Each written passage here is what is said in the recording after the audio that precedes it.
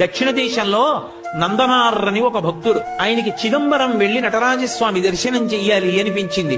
యజమాని దగ్గరికి వెళ్ళి నాకు అనుమతి ఇవ్వండి అని అడిగాడు. ఆయన మహా ఐశ్వర్యవంతుడు, మంచి మదోన్మత్తుడై ఉన్నాడు.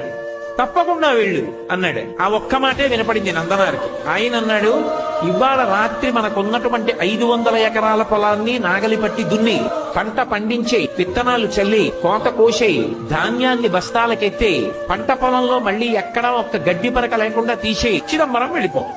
ఆయనకి ఇవన్నీ వినపడలేదు.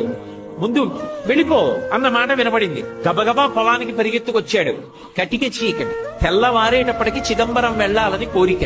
రాత్రంతా నడిస్తే గాని చిదంబరం వెళ్ళలేడు. అవుతుందా? ఒక్కనాటికి అవధానం అర్థమైపోయింది. అయ్యో, చిదంబరం వెళ్ళమన్నాడన్న ఆనందంలో వచ్చేసానే, ఇప్పుడు నేను ఈ చీకట్లో ఈ పొలం ఎలా దున్నుతాననుకున్నాడు. ఒక్కసారి పైకి చూశాడు. శివా నరిచి నిన్ను చూడకుండా ఉండలేనయా అని స్పృహ తప్పి పడిపోయాడు. ఆయన తలుచుకుంటే పంట పండేస్తుంది, కానీ తన భక్తులు పడవలసిన కష్టం తాను పడాలనుకున్నాడు. కైలాసంలో కొడుకులిద్దరిని పిలిచాడు. విఘ్నేశ్వరుడు, సుబ్రహ్మణ్యుడు, ప్రమదగణాలు, పార్వతీదేవి అందరూ కలిసి భూమి మీదకి వచ్చారు. శంకరుడు స్వయంగా పంచె తీసి పైకి పెట్టి గోచి గోచి కట్టాడు, నాగలి పట్టాడు. ఆయన